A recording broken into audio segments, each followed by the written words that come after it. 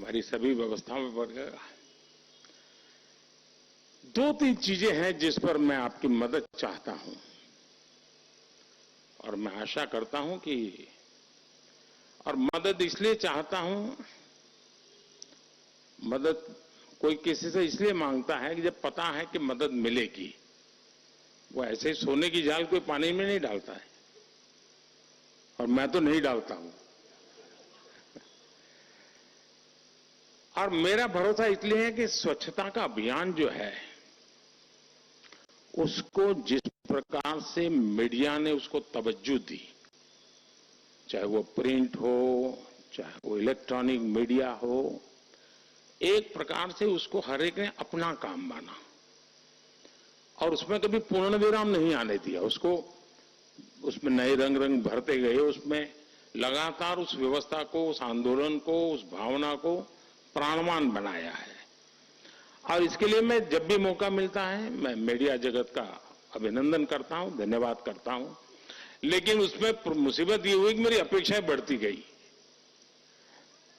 पहले तो अगर आप ये न करते तो मैं कहता ही नहीं यार इनको क्या कहें, लेकिन अब आप करते हैं तो कहने का मन करता है। दो चीजें मुझे लगती हैं। एक, आर्टिफिशियल इंटेलिजेंस के कारण और उसमें भी डीप फेक के कारण जो एक नया संकट आ रहा है, भारत का बहुत बड़ा वर्ग ऐसा है कि उसके पास वेरिफिकेशन के लिए या ऑथेंटिफाई करने के लिए कोई उसके पास पैरेलल व्यवस्था नहीं है। और बाय एंड लार्ज आजादी की लड़ाई से लेकर के भारत में जिस भी चीजों से मीडिया शब्द जुड़ता है उसकी एक इज्जत है। जैसे कोई भी व्यक्ति हो गिरे हुए कपड़े हैं तो हमारे यहां एक स्वाभाविक उसके विरासत में इज्जत मिल जाती है उसको, वैसा मीडिया को भी है, एक विरासत का लाभ उसको मिलता है। और उसके कारण डीप फेक हो तो भी वो भरोसा कर लेता है यार ऐसे थोड़ा आया होगा, कुछ तो होगा। और ये बहुत बड़े संकट की तरफ जाएगा समाज में, और शायद वो असंतोष की आग भी बहुत तेजी से फैला सकता है समाज जीवन की व्यवस्थाओं को। और ये बहुत मुश्किल काम होता है, बहुत मुश्किल काम होता है। मान लीजिए कहीं कोई एक गलत चीज ने कुछ नई समस्या पैदा कर दी, अगर सरकार को वहां पहुंचना है तो डिस्टेंस भी तो मैटर करता है। अब आपको तो डिस्टेंस समय मैटर ही नहीं करता है, तुरंत पहुंच जाता है। अगर लोगों को एजुकेट कर सकते हैं हम हमारे कार्यक्रमों के द्वारा कि आखिर है क्या, आर्टिफिशियल इंटेलिजेंस कैसे काम कर रहा है, डीप फेक क्या कर सकता है और कितना बड़ा संकट पैदा कर सकता है, और उसमें जो चाहे वो बना सकते हैं जी। मैंने अभी एक वीडियो देखा जिसमें मैं गरबे गा रहा हूं और मैं खुद भी देख रहा क्या बढ़िया बना है जबकि मैं स्कूल एज के बाद कभी मौका नहीं मिला मुझे। मैं स्कूल में बहुत अच्छा खेलता था, गरबे बहुत ही अच्छा खेलता था, लेकिन बाद में कभी मौका नहीं मिला। लेकिन अभी जैसे आज ही बनाया हुआ ऐसा वीडियो, ये आर्टिफिशियल इंटेलिजेंस की ताकत है उसने बना के रख दिया है और चल रहा है, और जो मुझे प्यार करते हैं वो भी इसको फॉरवर्ड कर रहे हैं मैं औरों का उदाहरण देना नहीं चाहता हूं, इसलिए मैंने दिया नहीं, मैंने अपना ही दिया। लेकिन एक चिंता का विषय है जी, हम आर्टिफिशियल इंटेलिजेंस, हम जैसी सोसाइटी जो विविधताओं से भरी है, जब पहले मूवी आते थे एक आध कहावत उस मूवी में आ जाए, आती थी चली जाती थी। आज एक आध कहावत आ जाए तो पूरी मूवी चलना बंद हो जाए, मुश्किल हो जाता है कि तुमने उस समाज का अपमान किया, वो किया, टिकना किया, वो उसने अरबों खरबों करोड़ों रुपया कुछ भी खर्च किया, वो कोई पूछने वाला नहीं है, तुम जवाब दो तुमने क्या किया, ये हाल है। ऐसे में आप इस शास्त्र को तो समझाने से तो कोई लाभ बहुत ज्यादा नहीं है, लेकिन उसके प्रभाव क्या हो रहे हैं उदाहरणों के साथ तो कोई भी, वैसे मुझे जब इस विषय को आगे बढ़ाने व्यक्ति चैट जीपीटी के लोग मिले थे, तो मैंने उनको कहा था कि जैसे सिगरेट पे आता है इट्स कैंसरस, पीना पीना पीना तुम्हारी मर्जी, लेकिन लिखा हुआ रहता है ये हेल्थ के लिए हैजार्ड है, ऐसा लिखा हुआ है। तो मैंने कहा तुम्हारा जो भी चैट जीपीटी का उपयोग करता है या कोई इस प्रकार से एआई का उपयोग करता है, तो वहां एक आना चाहिए, इट्स अ डीप फेक। फिर उसको देखें, आनंद करे, जो करना है करे, लेकिन उस पर आना चाहिए। ऐसा मैंने, उन्होंने कहा साहब मुझे भी बड़ी चिंता है कि ये मैंने कर तो दिया लेकिन कैसे रुकेगा, तो एक बड़ा चिंता का विषय है। दूसरी मेरी एक अपेक्षा है जिसको मैं समझता हूं कि आप जरूर मदद कर सकते हैं। किसी भी समाज में, व्यक्ति में, राष्ट्र जीवन में कुछ पल आते हैं, कुछ कालखंड आता है जो हमें बहुत बड़ी ऊंचाई पर जाने के लिए एक जंप दे देता है। आज मैं जो वैश्विक परिस्थितियां देख रहा हूं, जिस जगह पे मैं हूं, तो मुझे कुछ ज्यादा गहराई में देखने का अवसर मिलता है। मैं समझता हूं शायद ऐसा काल हम लोगों के सामने हम देख पा रहे हैं। हमारा ये कालखंड उस भव्यता की तरफ जाने वाला कालखंड से जुड़ा हुआ है। विकसित भारत की बात ये शब्द नहीं है दोस्तों, ये जमीनी सच्चाई है, पूरी संभावना है। अब जैसे इस बार वोकल फॉर लोकल, आप सबने भी मेरी मदद की। ठीक है, अभी तो लोगों का दिमाग दिए तक रहता है, उनको लगता है वोकल फॉर लोकल मतलब दिया खरीदना। उसको ये मालूम नहीं कि मैं गणेश चतुर्थी में छोटी आंख वाले गणेश जी क्यों लेता हूं और कहां से लेता हूं। हमारे देश के गणेश जी तो छोटी आंख के हो ही नहीं सकते, लेकिन लेता है, पता नहीं उसको। अगर हम वोकल फॉर लोकल इस विषय को जितना बल दिया, और मैं इस छठ पूजा के साथ जोड़ करके हिसाब लगाऊं, तो इस एक वीक में 4.5 लाख करोड़ से ज्यादा का कारोबार हुआ है जी। ये देश के लिए बहुत बड़ी बात होती है जी, और उसमें हर छोटे मोटे व्यक्ति की जिंदगी में कमाई होती है। और मैं इसी ताकत के आधार पर कहता हूं कि हम विकसित भारत की विषय को बहुत सफलतापूर्वक आगे बढ़ा सकते हैं, लेकिन उसके लिए एक विश्वास पैदा करना होता है।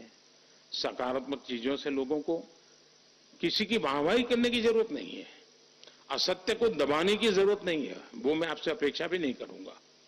लेकिन जो चीजों में सामर्थ्य है, जो देश को आगे बढ़ा सकते हैं, ऐसी चीजों को हम बल दे सकते हैं।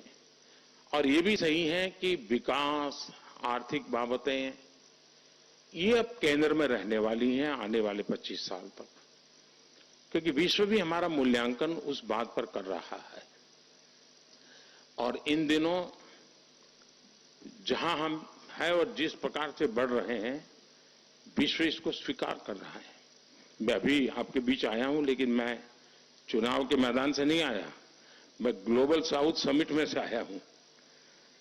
130 देशों का ग्लोबल साउथ समिट में होना, ये अपने आप में मैं मानता हूं, जो आपके यहां जो विदेश मंत्रालय की चीजें देखते होंगे, कि लगता होगा कि ये बहुत बड़ी बात है। यानी कुछ तो है जिसके कारण ये हो रहा है। हम 2047 विकसित भारत का मिजाज, अब देखिए दांडी यात्रा, भारत का मीडिया का ध्यान बहुत कम गया था। महात्मा गांधी जब दांडी, भारत में उस समय जो भी मीडिया पैदा हुआ था वो सिर्फ आजादी की लड़ाई के लिए पैदा हुआ था, वो अंग्रेजों के खिलाफ जंग के लिए तैयार हुआ था। लेकिन उसके बावजूद भी उसको दांडी यात्रा की ताकत नजर नहीं आई थी। पहली बार जब एक विदेशी पत्रकार ने उसकी स्टोरी की, तो उसने बाद में लोगों को चौकन्ना कर दिया कि ये क्या हो रहा है। वरना लगता यही था कि यार एक छोटे से रूट पे 250 लोग चल रहे हैं और एक चुटकी भर नमक उठा के होना क्या है। लेकिन उस पत्रकार ने लिखा था कि ये कोई बहुत बड़े रिवॉल्यूशन का ये मजबूती है इसमें। और उसके बाद हिंदुस्तान के मीडिया ने भी उस चीज को, और वो एक ऐसा टर्निंग पॉइंट बन गया कि जिसने देश को विश्वास पैदा कर दिया कि अब आजादी लेके रहेंगे। ये अपने आप में बहुत बड़ा, मैं समझता हूं कि कोविड के संकट में दुनिया की तुलना में हमारा जो कुछ भी अचीवमेंट है उसने भारत के लोगों में विश्वास पैदा किया है, दुनिया में भी पैदा किया है कि भारत अब रुकने वाला नहीं है। आप कैसे मदद कर सकते हैं, लोगों को कैसे मोटिवेट कर सकते हैं, आगे बढ़ने के सपने। अब जैसे 13.5 करोड़ लोगों का 5 साल में गरीबी से बाहर आना, वो तो एक विषय है, लेकिन इतने परिवार जब न्यू मिडिल क्लास बनते हैं तो उसके एस्पिरेशन का लेवल अपर मिडिल क्लास का होता है। वो भी चाहते हैं मेरे घर में टीवी आ जाए, वो भी चाहता है अब पंखा नहीं एसी आ जाए, वो भी चाहता है चेयर नहीं सोफा आ जाए। जो उसके एस्पिरेशन है वो किसी की बराबरी में बैठने के होते हैं। वो चाहता है वो घर के बाहर साइकिल नहीं, अब घर के बाहर गाड़ी खड़ी होनी चाहिए। यानी ये एक बहुत बड़ा उसका इको इफेक्ट होता है व्यवस्थाओं पर। और वो इसको मैं मानता हूं आज जो इस दिवाली में इतना बड़ा मार्केट, उसके पीछे एक कारण ये एस्पिरेशनल सोसाइटी है जो बहुत तेजी से बराबरी करना चाहती, और आज उसके जेब में बैंक अकाउंट है, रुपए कार्ड है। रेडी पटरे ठेले वाले लोग, उनको 2 राउंड 3 राउंड बैंक से लोन, सामने से मोबाइल फोन पे मैसेज आता है कि भाई तुम्हारा कारोबार अच्छा है, तुम और लोन ले लो। और एनपीए हार्डली 1%। एक बड़ा इंटरेस्टिंग उदाहरण मैंने कई बार आपने मुझे सुना भी होगा, लेकिन मैं दोबारा उसको रिपीट करना आपका समय ले रहा हूं। मैं मध्य प्रदेश में शहडोल क्षेत्र में गया था। 2 चीजें मुझे बड़ी ही इंस्पायर कर गई। एक तो मेरा कार्यक्रम था, मैं एक आदिवासी गांव में समय बिताना चाहता था, तो मैं शहडोल के पास गया था। तो वहां जो विमेन सेल्फ हेल्प ग्रुप है उसकी कुछ बहनों को उन्होंने बुलाया था और कुछ यूथ को बुलाया था, नौजवानों को। जब नौजवानों से मैं मिला तो मैंने पूछा आपका गांव, तो बोले मिनी ब्राजील है। अब मैं इतने साल मध्य प्रदेश में संगठन का काम किया था, मैं मुख्यमंत्री रहा, लेकिन मैंने कभी सुना नहीं था। तो मेरा कान सतर्क हो गया। मैंने कहा कि मिनी ब्राजील क्या है?